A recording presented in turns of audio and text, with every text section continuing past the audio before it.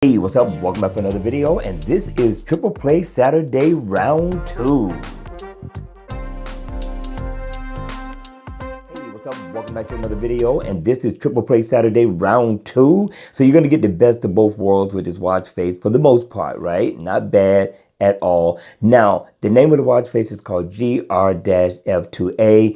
Look up at the top, that is the name of the watch face, right? So in the always on mode, you're pretty much going to get a nice look for the Gears 2 and the Gears 3, and it's going to be an analog look as well. Not bad at all. Now, when the watch face is on, if you look at up at the top, you are going to get your battery percentage, the name of the watch face, and you're going to get your analog time. You come all the way down, you got your date and your day. Now, the background has like a mesh look to it.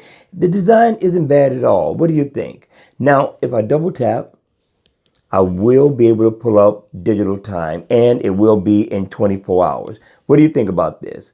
My thing is that I wish we were able to change the color of the digital time. Other than that, it's not a bad looking watch face at all. It does give you your steps right over here on this side to the left. To the right, you will get your miles walked or ran, and dead center, you're going to be able to get your heart rate info.